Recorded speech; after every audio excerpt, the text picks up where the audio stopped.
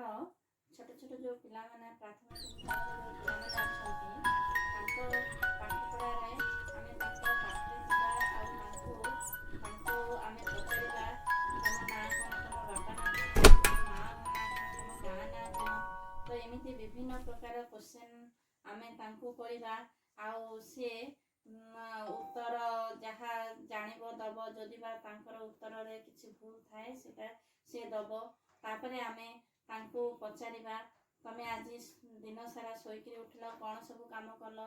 ତ ପିଲା ଯାହା ଉତ୍ତର ଦବ ସିଏ ଉତ୍ତର ଆମେ ଶୁଣିବା। ଯଦି ଟିକେ କେଉଁଠି ପିଲା ଭୁଲ କରୁଛି, କାହିଁକି ନା ଆମର ଗାଁ ଅଞ୍ଚଳରେ ଆଦିବାସୀ ଗାଁର ଅଞ୍ଚଳରେ ପିଲା ଜାଣିଥିଲେ ମଧ୍ୟ ଉତ୍ତରଟା ଅତି ଶୀଘ୍ର ଦିଅନ୍ତି ନାହିଁ। ତ ଆମେ ତାଙ୍କଠୁ ଉତ୍ତର ଆଦାୟ କରିବା ଏବଂ ଯଦି ବା କେଉଁ ଜାଗାରେ ତାଙ୍କର ଭୁଲଟା ଅଛି ଆମେ ସଂଶୋଧନ କରିକିରି ତାଙ୍କୁ କହିବା। ଆଉ ଏପରି ଆମେ ତାଙ୍କୁ କିଛି କିଛି ଛୋଟ ଛୋଟ ଶବ୍ଦ ପଚାରିବା, ଯେମିତିକି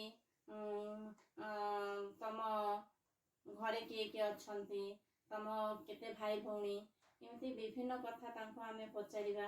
ତ ସିଏ ଗୋଟେ ଗୋଟେ ଉତ୍ତର ଦେବ। ତା ପାଇଁ ଆମକୁ ଦରକାର ହେଉଛି କି ପିଲାଙ୍କୁ ଆମେ ଟିକେ ଟାଇମ୍ ଦେବା, ସେ ଆମ କଥା ଶୁଣିକିରି ଉତ୍ତର ଦେବେ।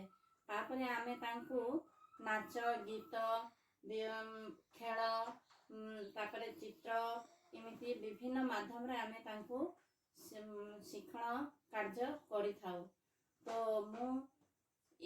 ମୋର ଉଦ୍ଦେଶ୍ୟ ଥିଲା ଯେ ମୁଁ ପିଲାଙ୍କୁ ପରିବେଶ ଶିକ୍ଷା ଉପରେ ଶିକ୍ଷଣ କାର୍ଯ୍ୟଟି କରିବି। ଧନ୍ୟବାଦ।